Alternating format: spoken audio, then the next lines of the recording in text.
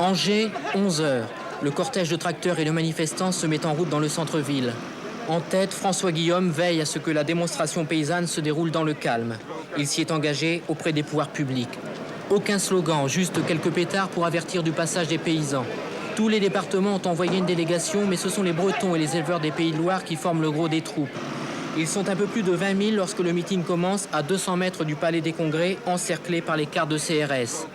Succession de discours, mais c'est encore François Guillaume qui donne le ton en critiquant les décisions communautaires sur la réduction de la production laitière. Ce qu'on nous demande d'accomplir, c'est un geste contre nature pour le paysan qui, depuis des millénaires, a toujours cherché à obtenir la production maximum de son sol et qui s'est motivé en permanence pour cela.